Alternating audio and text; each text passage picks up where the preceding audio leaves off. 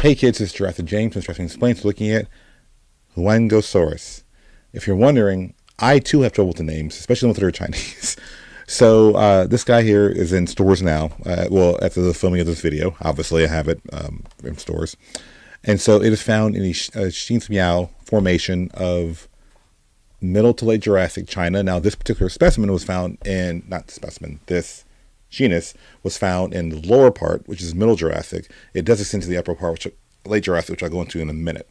In the meantime, in between time, we will now use the official scissors, Jurassic James. Oh, okay.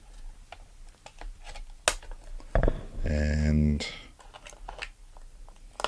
there. And okay, this is new.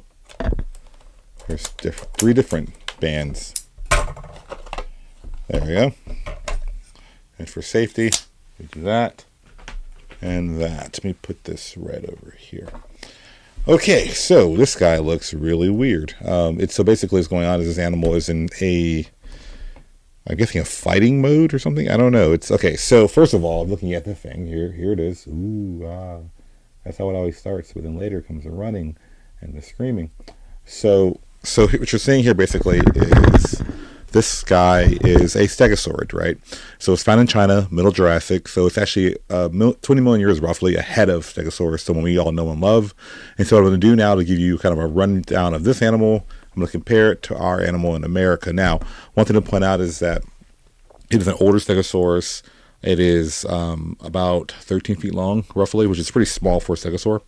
Now, what makes our Stegosaurus the well-known guy, it has these rows of big flat plates and then 4 spikes on the tail called a thagomizer, right? So everyone knows that. Everyone's seen them before. It's in all the movies and TV shows. This guy has, first of all, osteoderms. These spines. Osteo means skin. Osteo means bone. Derm means skin. It's these little spikes here on the shoulders. We've seen this in a lot of English or European and Chinese stegosaurs. American stegosaurus doesn't have it. We've been looking for them.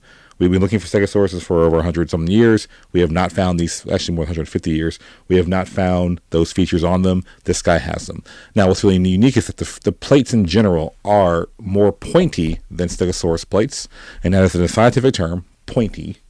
But the idea is that there are spines over the hips. Now, this is not just one thing to point out with the toy, that one appears to be broken off. That is not that the individual toy I have is broken. That is by design. And then there's the thagomizer as well on the tail.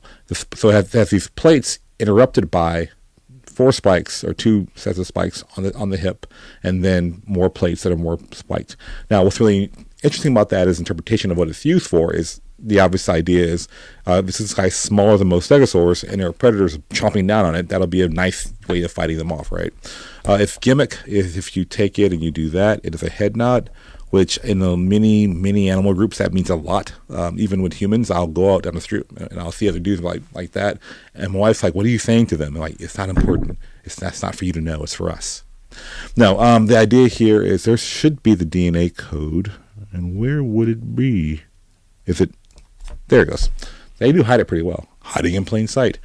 Okay, so what's going on with this guy? Why is it so important to us in our timeline? Well, its predator we believe would have been an animal called Gasosaurus. Now, the name gas, G-A-S, Gasosaurus, that is a real genre. It was named that not because it was very flatulent, but because instead it was discovered by an oil company, basically.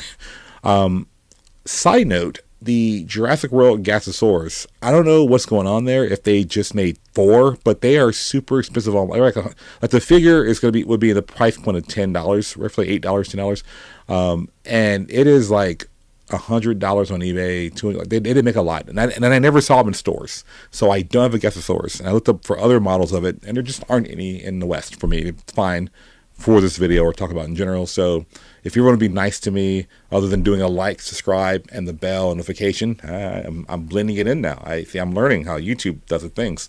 Buy a Gasosaurus and send it to me, please. That would be really awesome. Now, who does it live with? Now, there's a dinosaur called Shoshanosaurus. It's not Shoshano. It's Shanosaurus. This is a 2000 and other way.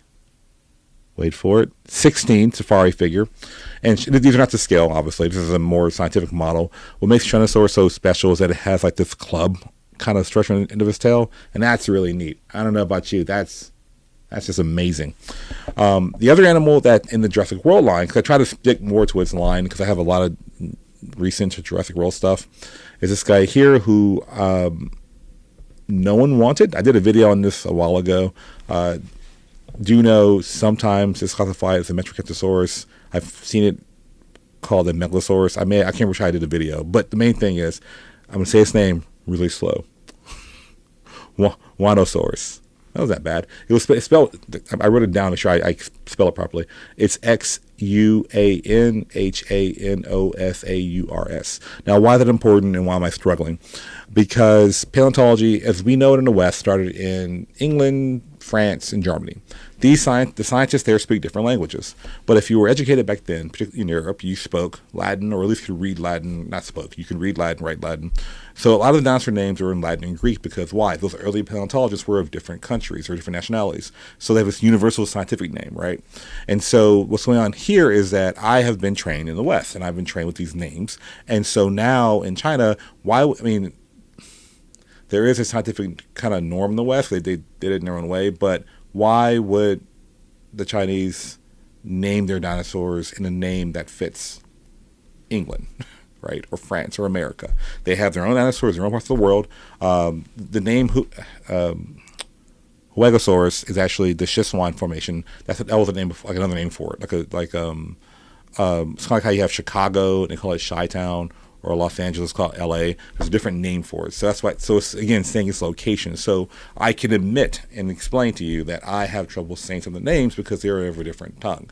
And so that's something that, even though I don't complain or anything, except I'm struggling, that's why. Now, what's important with this guy is that these guys lived with Gasosaurus, the missing toy I can't find or afford. And this is the middle Jurassic of the Xiamiao formation. So when they all die off, the upper layer I've been doing several videos on already. And so you may have heard of or remember Giganospinosaurus. Remember that guy from a year ago? I don't know. I'm trying to think when was that? Another one I have trouble saying his name. Huayangosaurus. And so this is another stegosaur that, again, there's no non-Jurassic World example of this in the West to buy, so that's why I have this only one here. And I did a video more recently on Huayangosaurus.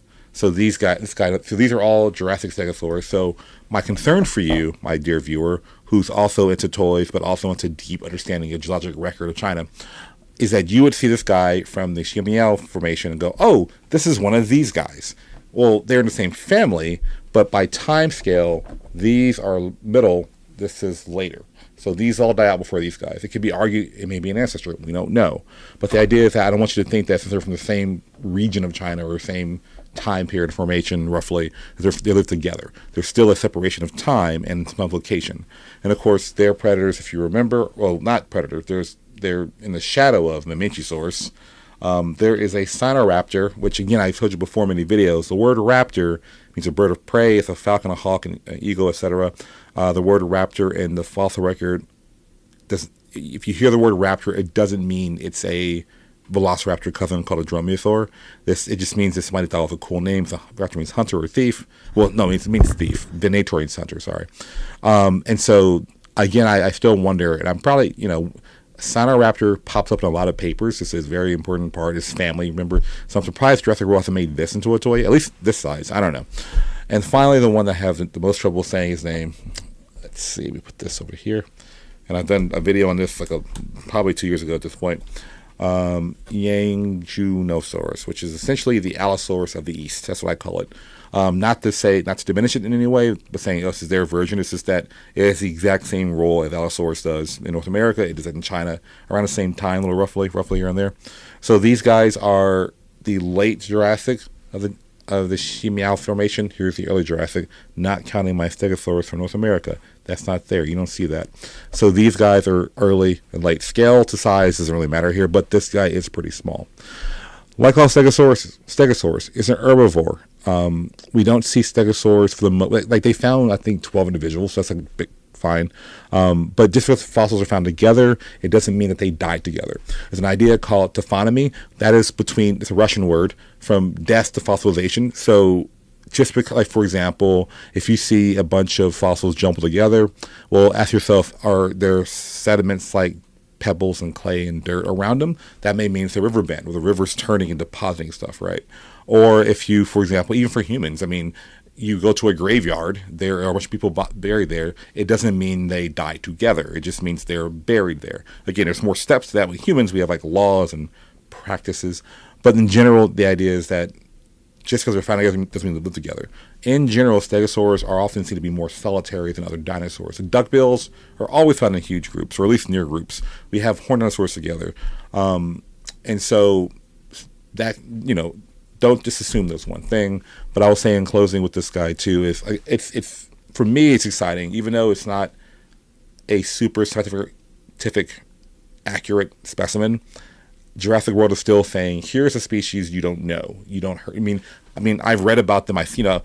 When I study the time periods and locations and conditions, and so I see a list of the animals in one area, and I see what the environment looks like, and it tracks, like that. So I've seen these names. I've heard this animal. I've seen the skeleton. I've drawn it probably before, but now to see it in toy forms is really cool, because that's something that I look forward to doing. I look forward to my future plans for my collection, because having all these individuals that are underrepresented in the West, at least, is kind of cool for me personally, even if they're not super accurate.